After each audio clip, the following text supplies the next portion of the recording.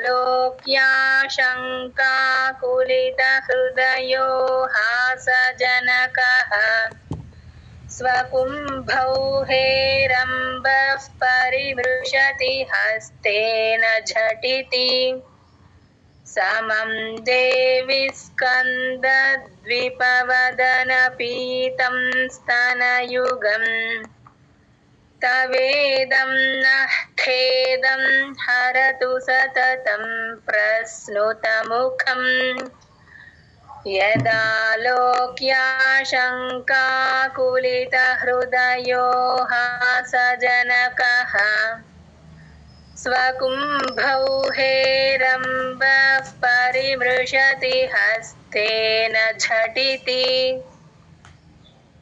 समं देवि स्कन्दद्विपवदनपीतं स्तनयुगम् तवेदं नः खेदं हरतु सततं प्रस्नुतमुखम् यदालोक्याशङ्काकुलितहृदयो हासजनकः स्वकुम्भौ हेरम्बः परिमृशति హేరంబఫ్ పరి వెంటనే పట్టుకో హేరంబఫ్ అంటున్నారు ఆ కొంచెం ఎక్స్టెండ్ అవుతుందండి బా ఓకే మేడం स्वकुम्भौ हेरम्बः परिमृशति हस्तेन झटिति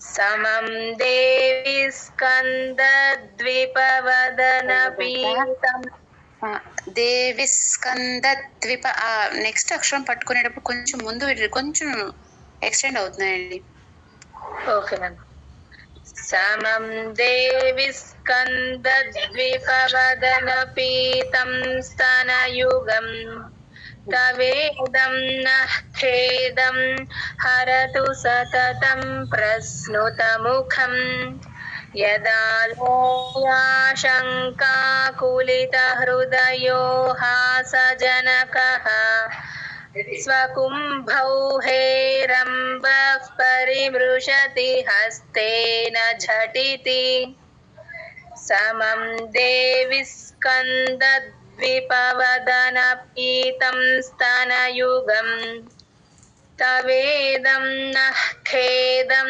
हरतु सततं प्रस्नुतमुखम् यदालोक्याशङ्काकुलितहृदयो हासजनकः स्वकुम्भौ हेरम्बः परिमृशति हस्तेन झटिति समं देवि स्कन्दद्विपवदनपीतं स्तनयुगम् तवेदं नः खेदं हरतु सततं प्रस्नुतमुखम् यदालोक्याशङ्काकुलितहृदयो हासजनकः स्वकुम्भौ हेरम्बः परिमृशति हस्तेन झटिति समं देवि स्कन्दद्विपवदनपीतं स्तनयुगम्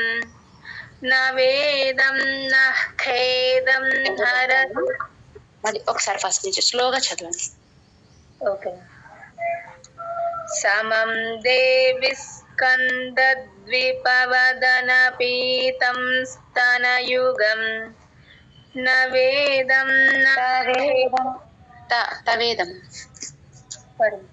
तवेदं नः खेदं हरतु सततं प्रस्नुतमुखम् यदालोक्याशङ्काकुलितहृदयो हासजनकः स्वकुम्भौ हेरम्बः परिमृशति हस्तेन झटिति समं देवि स्कन्दद्विपवदनपीतं स्तनयुगम् तवेदं नः खेदं हरतु सततं प्रस्नुतमुखम् यदालोक्याशङ्काकुलितहृदयो हासजनकः स्वकुम्भौ हेरम्बः परिमृशति हस्तेन झटिति. जय गुरुदत्त मैम. జయ గురుదత్త. సునీత గారు. जय गुरुदत्त मैम. జయ గురుదత్త. అమూతే వక్షోజావమృతరస. వమృత అండి, స్ట్రెస్ పడకుండా చెప్పాలి. అమూతే వక్షోజావమృతరస. అమూతే వక్షోజావమృతరస. అమూతే వక్షోజావమృతరస. మాణిక్యకుతుపౌ. మాణిక్యకుతుపౌ. మాణిక్యకుతుపౌ. మాణిక్యకుతుపౌ. న సందేహస్పందో. బాగా కలుపుతూ చెప్పాలండి. హస్పందో అని హస్ప అన్నట్టు చెప్పాలి. న సందేహస్పందో. న సందేహస్పందో.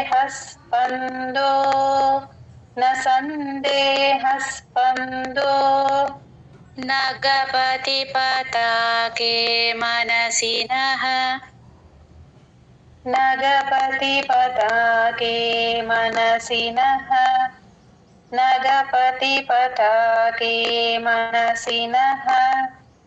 నగపతి పతాకే మనసినః. పిబంతౌ తౌ యస్మాదవిదిత